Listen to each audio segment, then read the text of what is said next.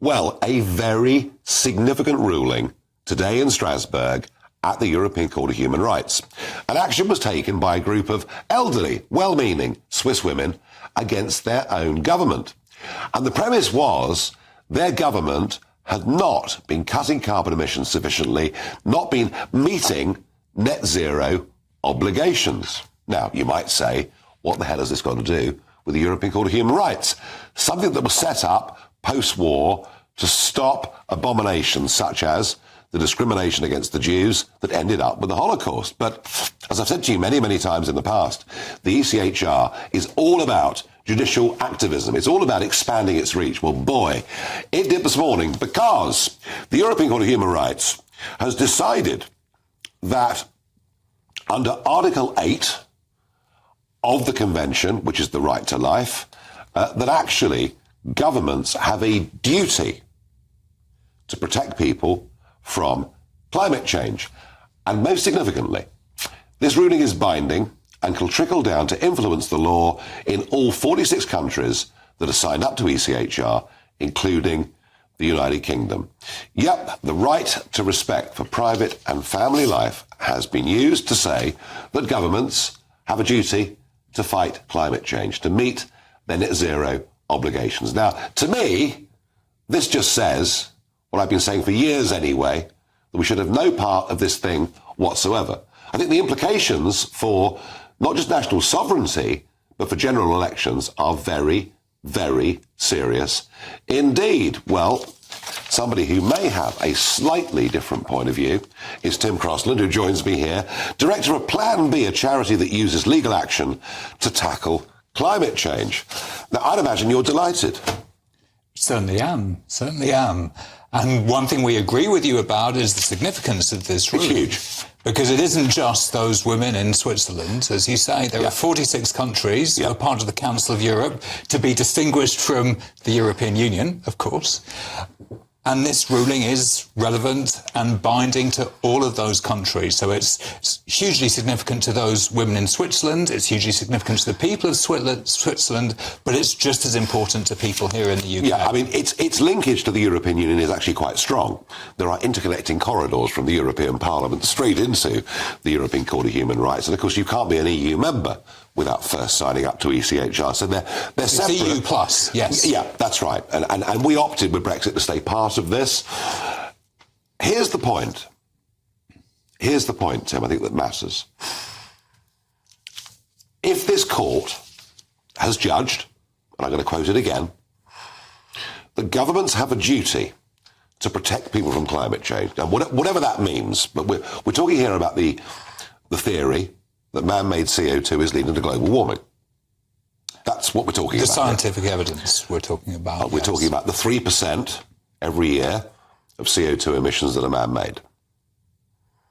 Well, that's not what the science says. And some say 5%. No, the science says that the climate change that we've seen since 1750 is attributable to human carbon emissions with a high level of certainty. That is what the science says, and it's really clear. But here's my point. Only 3 to 5% of all CO2 produced every year is produced by man. The rest is naturally occurring. But either way, we can argue that, you and I, until the cows come home. We're not going to do that. We haven't got time. There are other scientists with different points of view, although I would accept there are more scientists who take your side of the argument at the moment. The scientific consensus. Yeah, but it's not universal, but there is a consensus amongst many of them. I agree with that. But here's the point. What if I stand for the general election and I say this is a load of cobblers? This is a complete load of nonsense. CO2's got nothing to do with global warming. It's all about sun activity. And I win a majority in the House of Commons and form a government. What this judgment means is that I won't be allowed to carry out the will of the people if I stay a signatory to the ECHR. That is the rule of law that you've just described. We have democracy and the rule of law.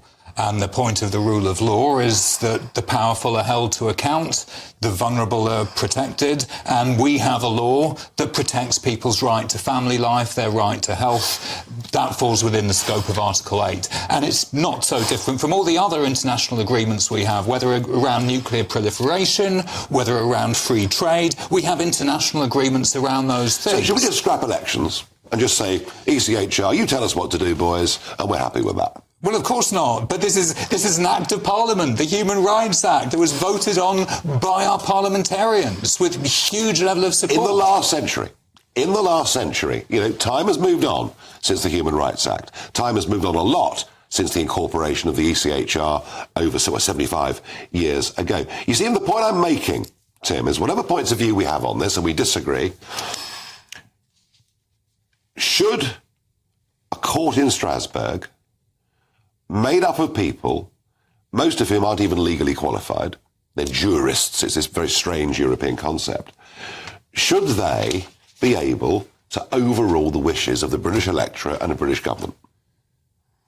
Well, but they haven't done, because this is an act of Parliament, and as you mentioned in your opening to this, yep, the European Convention on Human Rights was established by Britain, amongst others, in the aftermath of the Second World War. Years ago. So this is a treaty negotiated by our government, brought into domestic law by the British Parliament, and if Parliament chooses to do something about that, well, then it can, but it must deal with the consequences of being an international pariah. The only country to have left this in recent years is Russia. And if we want to put ourselves into that camp, well, so be it. But that's a matter for Parliament. We're the first country since Greenland to leave the European Union. I mean, countries make decisions. I mean, I was brought up to believe that no Parliament may bind its successor. That the whole point of elections was you could change the laws under which you live by voting differently at the next general election. I think this somewhat undermines that. I think we should talk a little bit about the proposition behind this, yep, which is the duty of a government to protect its people. That doesn't seem to me a particularly radical proposition if the scientific consensus is the climate crisis is an immense danger, not just in the future, but now. And one of the important things about the Switzerland case was those women in their 70s and 80s, they weren't talking about models or predicted impacts. No. They were talking about the impact on them right now from unprecedented heat waves in Switzerland. Wow. One of the claimants had died in the meantime. But that is what this is about. It's about protecting the public. It's about protecting the public from rising food prices. Playing God. It's about playing God. It's about pretending that we, by closing all our factories down, can change the weather. It's nonsense. Well, that's your anti-scientific consensus view. It is not what the science says. What the science says is that Britain has lost 40% of its wheat crop due to the climate crisis. That's not prediction, it's fact. What we're seeing is around the country, homes becoming uninsurable because they've been flooded so often, you can't get insurance anymore. Tim, this has been happening all through the millennia, where climates have changed. I want to put this point to you, a slightly different point, but an important point, I think. There is, as you know, a general election coming up in India this year. Narendra Modi, hoping to get in for a third term, favourite to do so at the moment. He put this tweet out the other day, and it's his big boast, vote for me. And the tweet is very, very strong. It says, a remarkable feat, crossing 1 billion tonnes in coal and lignite production marks a historic milestone for India, reflecting our commitment to ensuring a vibrant coal sector. So here we have India, with 1.4 billion people, boasting that they're now themselves mining over 1 billion tonnes of coal a year and burning it in their own country.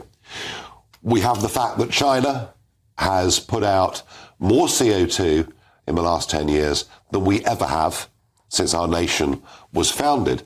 The real point of this is that our CO2 commitments, our net zero commitments, are deindustrialising our countries, putting huge bills on ordinary consumers, when Indonesia, India and China dwarf anything that we're doing.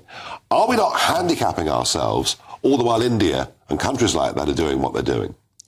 The City of London is financing 15% of global carbon emissions around the world. 15. We live in a 15%. Yeah. We live in a globalised economy. Yes. A lot of those fossil fuel projects around the world are supported by our lawyers, our bankers, our financiers, our insurers. Yeah. So we're part of all of this. Separating We're a out tiny part of it. 15%, a tiny part of it. Well, even 15%. Look, the of point, global emissions, is that a tiny part of it, really? we will burn 4 billion tonnes of coal this year in the world. 4 billion tonnes of coal.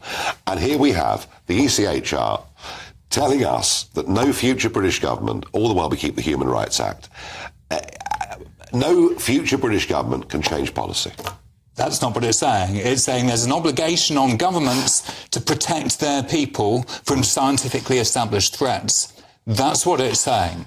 And it does not prescriptive in any way. It specifically says we cannot tell the government how to implement this. No. All we can do, is direct the government to follow the science. Yeah. And the science says that the British public is in serious danger beyond 1.5 degrees of warming. Therefore, the British government must play its part in aligning its policies to that goal. Tim Crossland, we agree on the significance of this ruling. We may disagree on its implication, but I thank you for coming in and debating it. And folks, you know, as I always say to you, here on GB News, you will hear all sides of every argument, but we think ultimately you're big enough and ugly enough to make your own minds up.